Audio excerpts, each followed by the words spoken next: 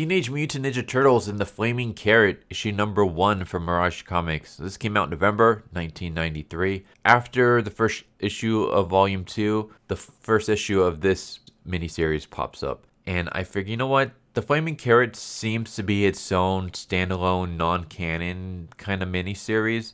So rather than interrupting the main canon run with, non-canon stuff, let's just get this non-canon series out of the way, and then that way we won't have any interruptions with the main run until we get to some of the other stuff like North by Down East and Casey Jones and Raphael Body Count and stuff like that, which seems to maybe be set in canon within the main run. We'll see when we get there, but yeah, this series right here doesn't appear to have anything to do with the main run of Volume 2, so let's just get through it, get it out of the way, so we're not interrupting the main run. So we're going to get through the Flaming Carrot. It's 4 issues. We're going to do 1 video per issue. And once we get those taken care of, then we'll be able to jump into issue number 1 of Volume 2. So the Flaming Carrot. The Flaming Carrot is, I guess, an actual series by someone else. And so we get the Flaming Carrot, who is a part of the Mystery Men. And I was like, Mystery Men? Like the movie? And yeah, it turns out that the Mystery Men movie is actually based off a comic book series. I had no idea. Then again, I haven't seen the Mystery Men since I was a kid. I remember really enjoying it, but I had no idea that it was actually based off of an actual comic book series. I thought it was like comic book inspired, but I didn't know it was actually based off, like it was an actual adaptation of something. But yeah, so the Mystery Men make an appearance in here. The art for this is kind of weird because the art for this, it comes across like, pretty kiddie. Like it feels like something out of like an Archie kind of comic. But there's actually like death and stuff like that in here. So I was like, oh, okay, that's kind of a weird contrast. So basically a freak weather storm hits Central America and it causes like a lot of flooding and it kills a lot of people. A lot of people end up dying. Like people, I don't know if they give an exact number, but it's in the thousands. So thousands of people die from this freak storm, and they have no idea like what's causing it. Like it feels weird because usually storms come from like the north or from the east or whatever, but this happened like right in the middle of Central America. So it's like, what the hell? So the turtles are flying in this blimp, and they're flying with Colonel Blade. And the series acts as if we're supposed to already know who Colonel Blade is, but I have no idea who he is. But the turtles basically talk to him as if they already know him. And apparently the turtles helped him defeat Mr. Cadaverous and the League of Blue Santas. I have no idea what that is. I have no idea if that's something that was in another issue. Was maybe the turtles had like a guest spot in a Mystery Man comic and Colonel Blade's from that? I don't know. I have no idea who this Colonel Blade is. I have no idea who this Blue Santas and Mr. Cadaverous is. But apparently the turtles helped him take that out, and now the turtles are helping him deal with this Central America issue. So they're flying around this giant blimp. It's not the turtle blimp, but it does look kind of a bit like it, like a plain version of it. And yeah, the turtles, they see a cow. They help it's stuck in a tree from the storm. They help it. And they basically go to the American embassy in Santa Baluna. That's a nice name for a city. And while there, they basically talk to the ambassador there, and they meet this guy named Professor Daub. And Professor Daub is an archaeologist, and he is assigned to go on this mission with Blade and the turtles. And the mission is basically that there's this peninsula, and the storm hit it, and unfortunately there was a research team there, and the research team ran into some kind of trouble, and Colonel Blade and the turtles, along with Professor Daub, are supposed to go and find out what the hell happened. And so they hop in the blimp and they're gonna go. So we see the Mystery Men, and then we kind of get introduced to them. So there's the Flaming Carrot, who he's a famous costume crime fighter from Iron City, sort of a simple-minded Batman, a very nonsensical but very frightening costume.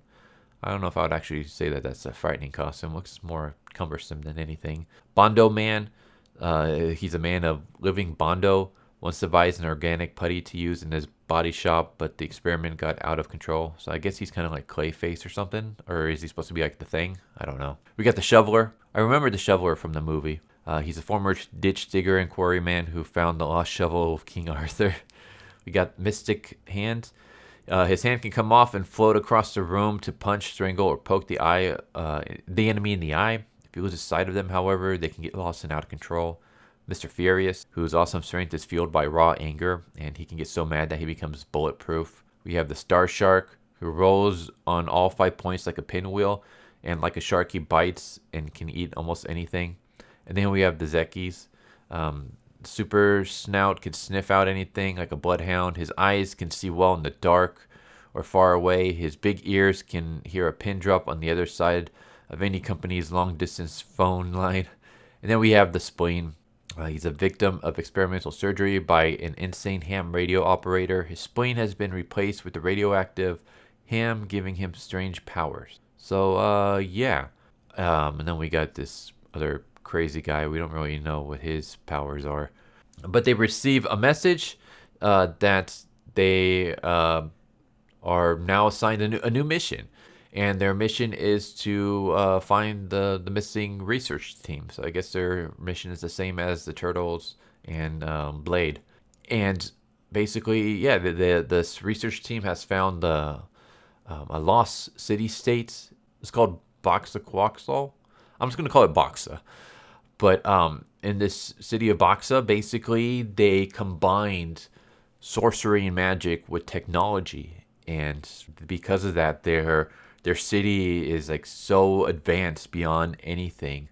Basically, picture Wakanda in a sense. It's kind of like that. And the last message that the research team was able to give out was a message about how there's green fire walking around, and that it's incredibly dangerous. It's coming after them, and don't send help. Like, don't bother trying to send anyone to help us. It's too late.